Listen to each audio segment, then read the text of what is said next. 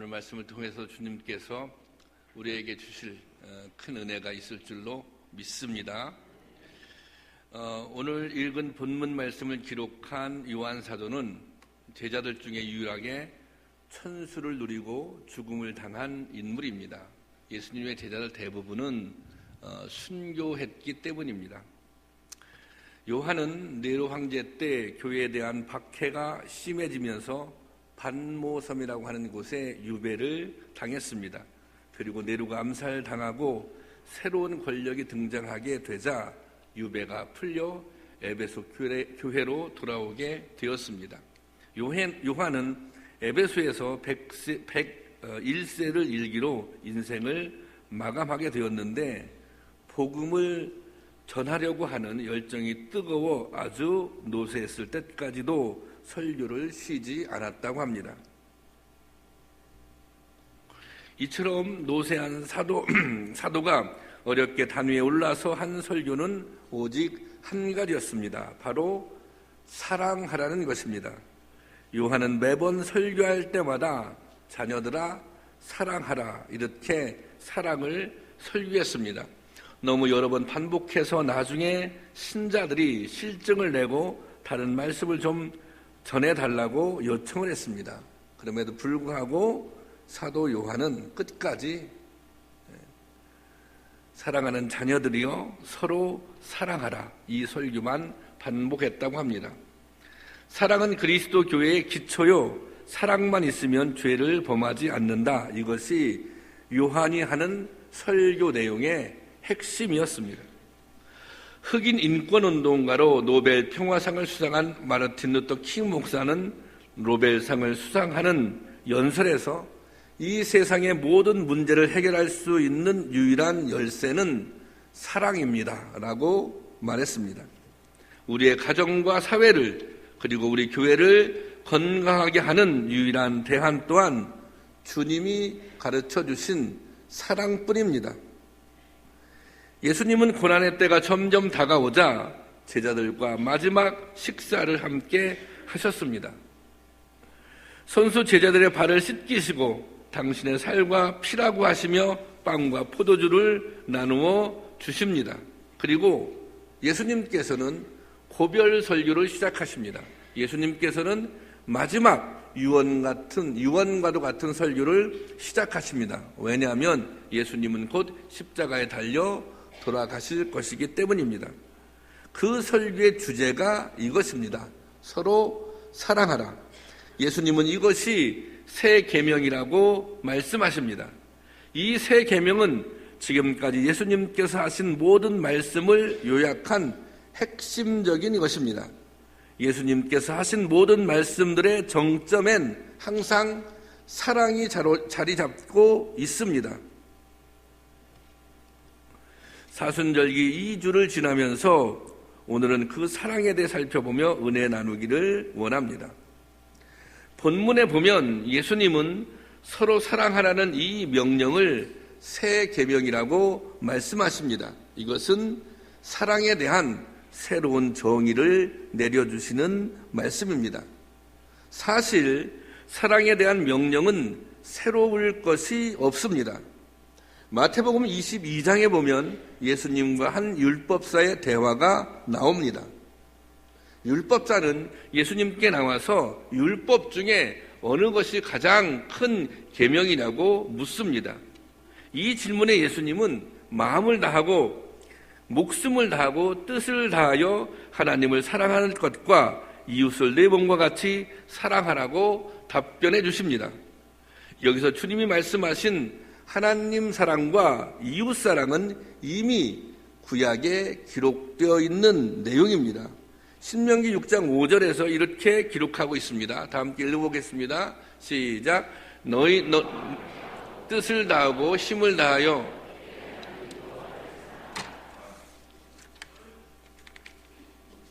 이것은 하나님 사랑에 대한 명령입니다.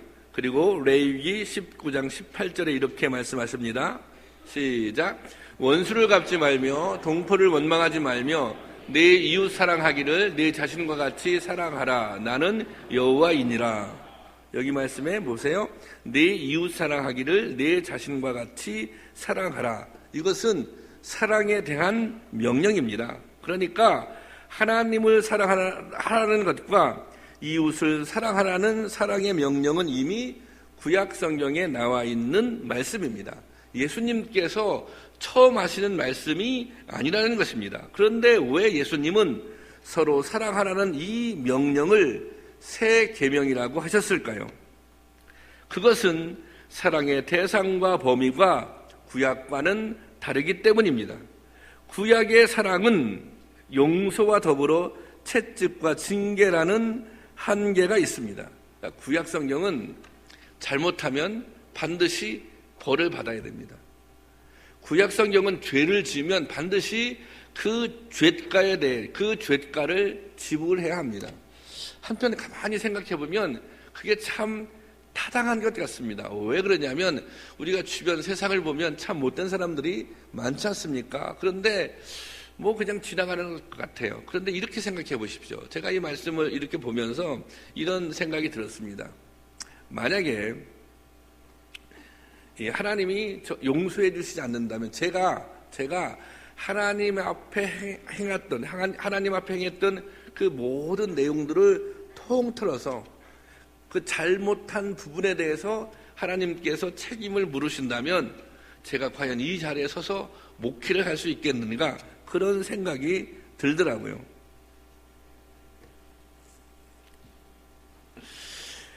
예수님께서 말씀하신 사랑은 한계가 없습니다. 원수까지 사랑하고 원수를 위해 목숨까지 버리는 사랑입니다. 주님의 사랑은 한계를 두지 않는 사랑입니다. 베드로는 예수님께 죄에 대해 용서를 7번까지 해야 하느냐고 물었습니다. 베드로의 용서는 7번이 최대 용량입니다. 그러나 예수님께서는 7번씩 70번, 그러니까 490번이 됩니다. 그렇게까지 용서해야 한다는 것입니다. 이 말은 무슨 말이냐면 용서에는 한계가 없다는 것입니다. 끝까지 용서해야 한다는 것입니다. 그리고 예수님의 사랑은 그 어떤 조건도 차별도 없는 사랑입니다. 나에게 잘해주면 나도 잘해주고 나를 사랑해주면 나도 사랑해주는 것이 세상의 사랑법입니다. 이에 타산에 따라 조건이 맞으면 잘해주지만 조건이 틀리게 되면 언제든지 등을 돌리는 것이 세상의 인심입니다. 학연, 지연, 사상, 이에 따라 적도 되고 동지도 됩니다. 그러나 예수님의 사랑은 어떤 차별, 어떤 조건도 전제하지 않는 것입니다. 인종, 언어, 사상뿐만 아니라 원수까지라도 포용하는 것이 주님의 사랑입니다. 그리고 이 주님의 사랑은 변하지 않는다는 것입니다. 성경은 이렇게 증거하고 있습니다. 로마서 5장 8절 말씀 시작. 우리가 아직 죄인 되었을 때 그리스도께서 우리를 위하여 죽으심으로 하나님께서 우리에 대한 자기의 사랑을 확증하셨느니라. 여러분, 이것이 주님의 사랑 방법이고 사랑의 정의인 것입니다. 옳기 때문에, 의롭기 때문에, 잘났기 때문에 사랑하는 것이 아니라 죄인임에도 불구하고 사랑해 주는 것, 사랑받을 자격이 없음에도 불구하고 사랑해 주는 것, 나의 허물을 대신 덮어주는 것, 그것이 예수님의 사랑입니다. 그 예수님의 사랑을 십자가를 통해서 확증하였다는 것입니다. 여러분, 사랑할 만한 사람을 사랑하는 것은 그리스도의 사랑이 아닙니다. 사랑하기 어려운 사람을 사랑하는 것, 사랑할 수 없는 대상을 포용하고 긍휼히 여기는 것, 이것이 예수님이 말씀하시는 사랑입니다. 예수님은 그동안 우리가 생각했던 방식이 아니라 예수님께서 정의해 주신 대로 사랑하라는 의미로 사랑을 새 계명이라고 부르신 것입니다. 여러분, 우리는 교회 안에서 무수히 사랑을 이야기합니다.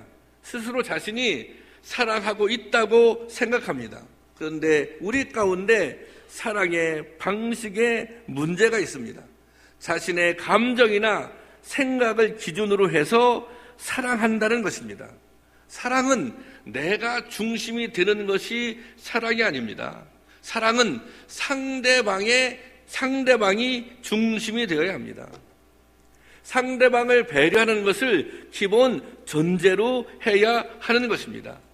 자기의 감정으로 사랑할 때, 자기의 기준으로 사랑할 때 오히려 그 사랑이 상처를 주기도 하고 상대방을 힘들게 할 수 있습니다. 이것은 진정한 사랑이 아닌 것입니다. 우리가 진정으로 사랑하기 위해서는 낮아져야 합니다. 우리가 진정으로 사랑하기 위해서는 겸손해져야 합니다. 우리가 진정으로 사랑하기 위해서는 상대방을 끊임없이 배려할 줄 알아야 합니다. 그리고 무례히 행치 말아야 하는 것입니다. 여러분, 즐거워하는 자들과 함께 즐거워하고 우는 자들과 함께 울 수 있어야 진정한 사랑입니다. 이런 사랑을 실천할 수 있는 저와 여러분이 될 수 있기를 주님의 이름으로 축원합니다. 두 번째로, 그렇다면 우리는 어떻게 이 사랑을 구체적으로 실천할 수 있겠습니까? 예수님은 사랑하라고 명령하면서 조건을 달아주십니다. 그 조건이 무엇입니까? 내가 너희를 사랑한 것 같이, 내가 너희를 사랑한 것 같이 너희도 사랑하라는 이 명령은 나를 본받으라는 말씀입니다. 이것은 내가 보여준 것처럼, 내가 제자들을 사랑했던 것처럼 너희도 그렇게 따라서 행하라는 것입니다. 주님의 사랑은 다만 말로서 가르치지 않았습니다. 주님은 직접 당신의 삶을 통해서, 당신의 실천을 통해서 사랑이 무엇인지를 보여주셨습니다. 당신이 본을 보여주시면서 사랑은 이렇게 하는 거야, 그렇게 말씀하셨습니다. 본문 앞에는 예수님이 제자들의 발을 씻겨주시는 장면이 나옵니다. 예수님은 허리에 수건을 두르고 몸을 굽혀 사랑스러운 손길로 정성껏 제자들의 발을 씻겨주십니다. 이 모습은 누군가를 사랑한다면 어떻게 해야 할지를 구체적으로 보여주는 모습입니다. 유대는 더위가 심한 사막지대로 맨발로 샌들을 신습니다. 그래서 어느 집이나 대문 곁에 물동이를 두어 먼지로 더럽혀진 발을 씻게 하는 습관이 있었습니다. 특별히 아주 귀한 손님이 오면 주인이 직접 발을 씻겨주기도 했습니다. 예수님은 공생의 내내 곳곳을 찾아다니며 걷고 걸었지만 어떤 제자도, 어떤 사람도 예수님의 지친 발을 닦아준 사람은 없었습니다. 예수님과 제자들이 마지막 만찬을 먹게 된 때는 마침 6월절 절기였고 고단한 여정을 마친 제자들과 예수님이 한자리에 모였습니다. 이때 예수님께서 친히 수건을 두르고 발을 씻기신 것입니다. 이것은 놀라운 섬김의 본보기입니다. 여러분, 가르침에는 두 가지 방법이 있습니다. 하나는 인지적인 교육이고 하나는 모델링 교육입니다. 인지적인 교육은 학습을 통해서 가르치는 것입니다. 이론을 통해서 가르쳐 주는 것입니다. 모델링 교육은 직접 역할의 본보기를 보여주는 것입니다. 대부분의 교육이 그렇지만 특별히 신앙교육은 모델링 교육이어야 합니다. 신앙교육은 본을 보여주는 교육이어야 합니다. 여러분, 어떻게 믿음을 말로 가르칠 수 있겠습니까?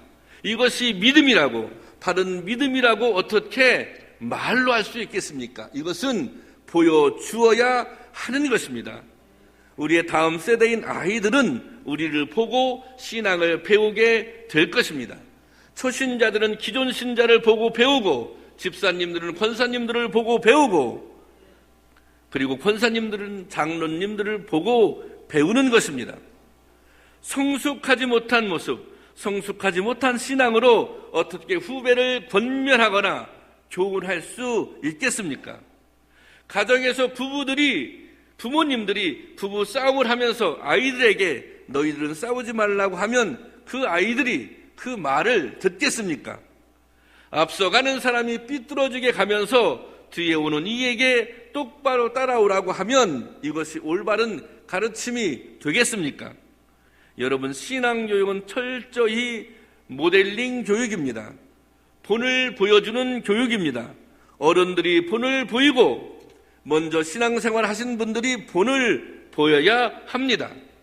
바른 신앙의 역할 모델이 되어야 그 뒤에 사람들이 따라오며 배우는 것입니다.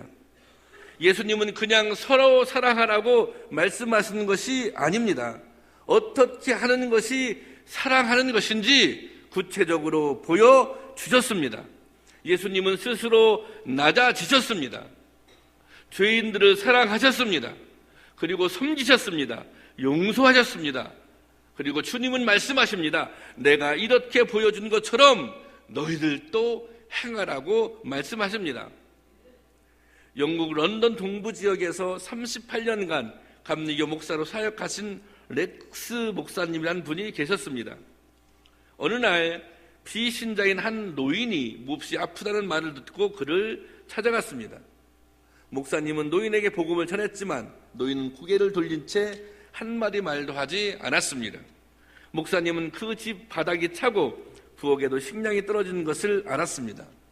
목사님은 신방을 마친 후 그 노인의 집으로 2 덩어리의 양고기를 배달시켜 보냈습니다.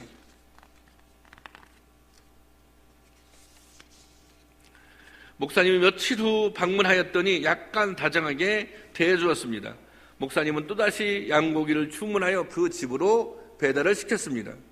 3번째 신방 때는 많이 달라져 예수님을 영접하는 기도를 드렸습니다.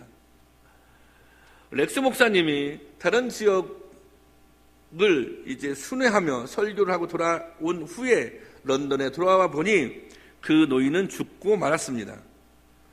그런데 그 노인이 죽기 전에 유언을 남겼다는 것을 알았습니다. 유언은 이렇습니다. 렉스 목사님께 전해주십시오. 이제 나는 하나님께 돌아갑니다. 이처럼 나를 변화시킨 것은 목사님의 설교가 아니라 목사님께서 주셨던 양고기였습니다. 여러분, 진실한 사랑은 사람을 변화시킵니다. 그러나 사람을 변화시키는 사랑의 힘은 말이 아니라 구체적인 실천에서, 구체적인 행동에서 나오는 것입니다. 제가 시골에서 목회할 때 김충만이라는 분이 계셨습니다. 선천적인 뇌성마비로 걷는 것도 불편하고요. 또 아내는 좀 더 중증 장애인이었습니다. 둘 다 몸이 불편하니 사는 게 여간 어렵지 않았습니다. 그런데 이 분이 무척 이 위트가, 유머가 있으신 분입니다. 시골 사람들은 아침에 만나면 대부분 우리도 그렇지만 진지 잡수셨습니까? 이렇게 인사를 하지 않습니까? 누가 진지 잡수셨습니까? 또 이렇게 연장자 같은 경우는 자네 밥 먹었나? 그렇게 이제 묻잖아요. 그러면 이 김충만 씨는 퉁명스럽게 누가 먹을 걸 줘야 먹지, 그렇게 대답하는 거예요. 또 이분이 몸이 약해서 겨울이면 늘 감기를 달고 지내는데 교회 오면 여기가 아프고 저기가 아프고 이렇게 하소연을 합니다. 그러면 이제 그 얘기를 듣고 이제 성도님들이 그렇게 말합니다. 아니, 몸을 좀 잘 이렇게 돌보라고, 자신의 몸을 자신이 잘 돌봐야지 어떻게 하냐고 이렇게 말을 하면 이렇게 얘기합니다. 아이고, 뭐 좀 해주고 말을 해야지 말로야 무슨 소리를 못하나. 그러면서 이렇게 얘기합니다. 말로 떡을 하면 조선 사람들이 다 먹는다고, 조선 사람들이 다 먹고 남는다고. 말로 떡을 하면 조선 사람들이 다 먹고 남는다는 것입니다. 저는 그분이 늘 입버릇처럼 하는 이 말이 참 기억에 남아 있습니다. 말로 떡을 하면 조선 사람들이, 대한민국 사람들이 다 먹고도 남는다는 것입니다. 흔히 교회에 다니는 사람들은 말을 잘한다고 합니다. 그런데 이 말은 말도 잘한다는 느낌이 아니라 말만 잘한다는 느낌, 비꼬는 듯한 느낌이 드는 말입니다. 교회가 힘을 가지려면, 건강한 영향력을 나타내려면 말만 잘해서는 안 됩니다. 말이 아니라 구체적인 실천으로 믿음의 진정성을 보여주어야 하는 것입니다. 여러분, 예수님은 우리에게 내가 보여준 것처럼 행하라고 권면하고 있는 것입니다. 예수님을 믿는다는 고백은 그냥 말로 할 수 있는 고백이 아닙니다. 예수님의 가르침을 구체적으로 삶에 적용하며 예수님이 보여주신 모습대로 닮아가는 것이 예수님을 믿는 것입니다. 예수님은 말로 믿는 것이 아니라 예수님은 온 몸으로 믿는 것입니다. 예수님이 하셨던 것처럼 가난하고 병든 이들을 먼저 찾아가야 합니다. 외롭고 절망한 이들을 위로해 주어야 합니다. 자신을 낮추고 상대방을 먼저 대접해야 합니다. 끝까지 용서하고 사랑할 수 있어야 합니다. 이것이 저와 여러분, 우리 교회가 감당해야 할 사명입니다. 이런 은혜가 저와 여러분에게 있기를 주님의 이름으로 축원합니다. 그리고 마지막으로 새 계명에 대한 예수님의 명령은 이렇게 결론지어집니다. 너희가 서로 사랑하면 이로써 모든 사람이 너희가 내 제자인 줄 알리라. 흔히 생각하기를 그리스도인의 표식은, 저 사람은 그리스도이냐 이렇게 생각할 때 주일 성수, 헌금, 봉사인 줄 압니다. 하지만 주님의 가르침은 사랑입니다. 사랑의 실천이 신자와 불신자, 그냥 교회 다니는 사람과 진정한 제자를 가르는 기준이라는 것입니다. 그런데 이 사랑의 실천이 가능하려면 예수님의 사랑에 대한, 예수 그리스도의 사랑에 대한 깨달음이 있어야 합니다. 다시 말하자면 주님께서 우리를 얼마나 사랑하셨는지 그 은혜를 우리가 알아야 제대로 사랑할 수 있다는 것입니다. 예수님이 나를 위해서 목숨까지 버리셨다고 하는 그 사랑, 그 사실이 깨달아져야 우리도 조건 없이 사랑할 수 있는 것입니다. 그리고 우리가 이 사랑을 실천해야 주님의 제자가 되는 것입니다. 제자는 따라가는 자들, 팔로워라고 하는 뜻이 담겨져 있습니다. 예수님이 보여주신 본대로 따라가는 자들이 예수님의 제자입니다. 예수님을 따라 사는 사람들이 예수님의 제자입니다. 주님께서 우리를 부르신 것은 당신의 제자가 되라고 우리를 부르신 것입니다. 요한복음 13장 15절에서 주님은 이렇게 말씀하십니다. 다 같이 한번 읽어보겠습니다. 시작. 내가 너에게 행한 것 같이 너희도 행하게 하려 본을 보였노라.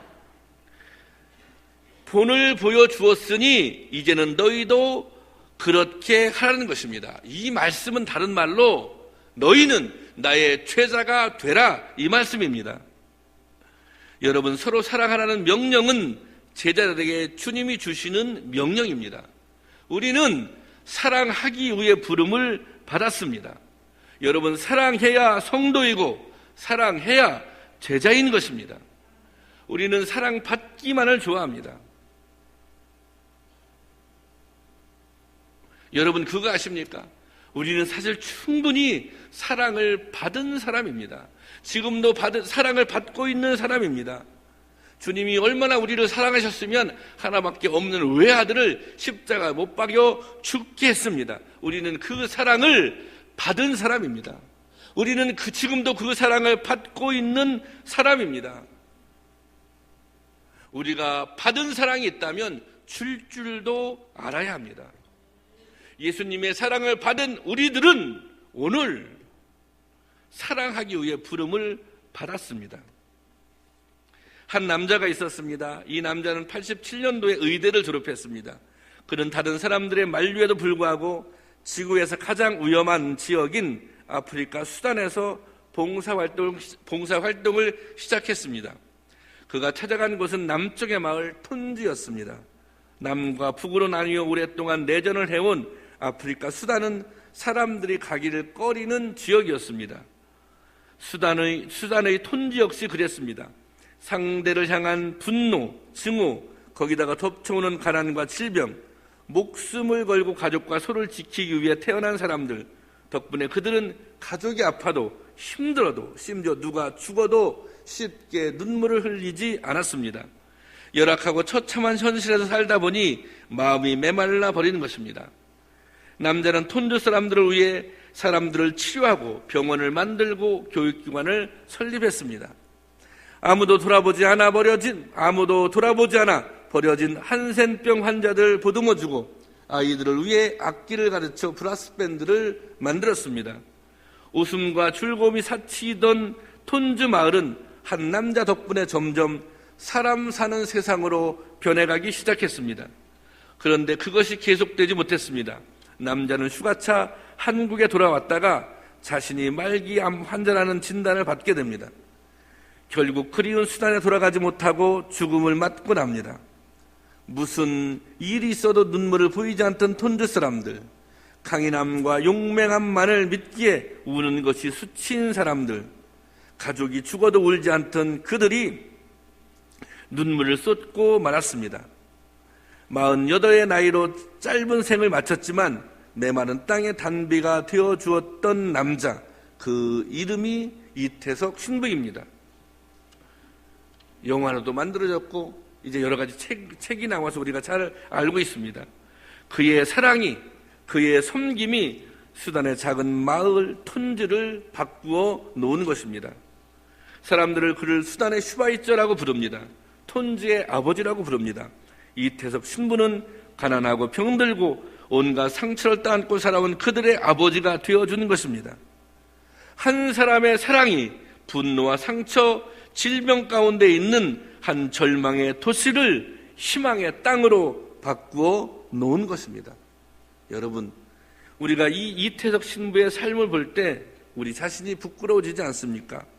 주님은 오늘 말씀하십니다. 나는 섬기러 왔다. 그리고 사랑의 본을 보여주시며 말씀하십니다. 너희도 그렇게 사랑하라고. 여러분, 우리가 예수님처럼 생명을 드릴 수는 없지만 이태석 신부의 삶, 이태석 신부처럼 삶 전체를 드릴 수는 없을지라도 지금 우리가 할 수 있는 작은 것부터 실천에 옮기라고 주님은 말씀하십니다. 지금 작은 것부터, 지금 우리가 당장 할 수 있는 작은 실천을 옮기라고 주님은 그렇게 말씀하십니다. 요즘에 새벽기도 시간에 요한복음을 묵상하는데요, 받은 은혜가 큽니다. 오늘 설교도 며칠 전 새벽기도 때 묵상했던 말씀입니다. 자, 예수님이 이 고별설교 막바지에 이 고별설교 서로 사랑하라, 이 고별설교 막바지에 제자들이 너무너무 근심이 되는 거예요. 왜 근심이 되냐면 지금 예수님이 떠나가시려고 하잖아요. 3년 동안 예수님과 같이 지냈는데 예수님이 떠나가시겠다는 거예요. 예수님이 십자가에 못 박혀 돌아가시겠다는 거예요. 그러니까 제자들이 근심하게 되잖아요. 이때 주님께서 제자들에게 말씀하십니다. 근심하지 말라고, 아무 염려하지 말라고, 내가 아버지께 말씀드려서 성령을 보내주시라고 할 거라고. 요한복음 14장 15절에서 17절 말씀 한번 보겠습니다. 시작. 너희가 나를 사랑하면 또 다른 보혜사를 너희에게 주사 영원토록 너희와 함께 있게 하리니 그는 진리의 영이라. 세상에 능히 그를 받지 못하나니 이는 그를 보지도 못하고 알지도 못함이라.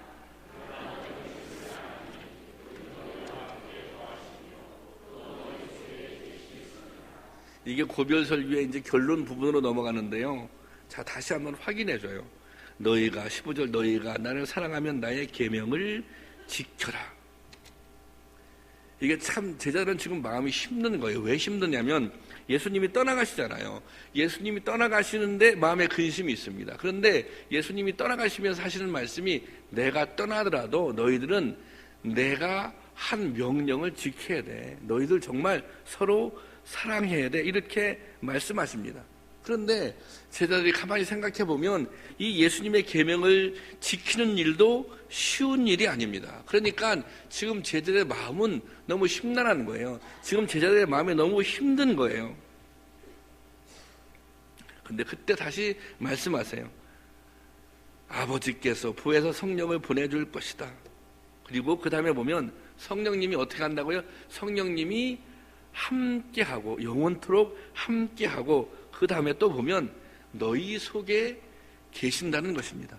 자, 보세요. 성령님을 보내주시고 이 성령님이 언제나 함께 하신다는 거예요. 그리고 이 성령님이 어디 계세요? 너희 속에 계시다는 것입니다. 그러니까 아버지께서 보혜사 성령을 보내주시고 성령님이 함께하고 너희 속에 계실 것이다, 그렇게 말씀하세요. 그러니 염려하지 말라는 것입니다. 그러니 걱정하지 말라는 것입니다. 성령은 도우미, 상담자, 위로자라는 뜻이 담겨져 있습니다. 성령님은 도와주시는 분입니다. 성령님은 갈 길을 인도해 주시는 분입니다. 성령님은 위로해 주시는 분입니다. 여러분, 제자들이 지금 앞으로 닥쳐올 상황이 암울합니다. 제자로 살아간다고 하는 것은 힘든 일입니다. 그런데 예수님도 안 계십니다. 또 앞으로 감당할 수 있는, 감당하기 어려운 힘든 고난도 감수해야 됩니다. 그렇지만 성령님이 함께 계시니 염려하지 말라는 것입니다. 성령님이 도와도 주고 힘도 주고 위로도 줄 터이니, 그리고 가야 할 길을 안내해 줄 터이니 염려하지 말라는 것입니다. 그래서 예수님의 제자들은 연약했지만 제자의 길을 갈 수 있었던 것입니다. 여러분, 그 성령님이 오늘 저와 여러분과 함께 하십니다. 믿어지십니까?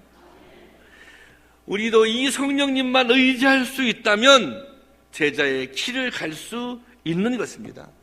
우리가 오늘 우리 안에 계시는 성령님을 믿고 의지할 수만 있다면 우리도 예수님께서 서로 살아가라고 말씀하시는 이 새 계명을 지킬 수 있는 것입니다. 우리가 그 길을 가다가 지치면 성령님께서 새 힘을 주실 것입니다. 우리가 그 길을 가다가 방향을 잃어버리면 우리의 갈 길을 가르쳐 주실 것입니다. 우리가 그 길을 가다가 넘어지면 성령님께서 일으켜 주실 것입니다. 우리가 그 길을 가다가 상처를 받게 되면 성령님께서 위로해 주실 것입니다. 성령님께서 우리 안에 계시다는 것, 성령님께서 우리와 함께 계시다는 것, 그것이 우리가 제자의 길을 갈 수 있다는 확신인 것입니다. 성령님이 우리 안에 계시는 한 우리는 제자의 길을 갈 수 있습니다. 우리는 순종할 수 있습니다. 사랑할 수 있습니다. 용서할 수 있습니다. 헌신할 수 있습니다. 우리의 삶도 주님께 드릴 수 있는 것입니다. 왜? 성령님께서 함께 하시니, 성령님께서 내 안에 계시니 그렇게 할 수 있다는 것입니다. 바라기는 이 은혜가 우리 가운데 있기를 주님의 이름으로 축원합니다.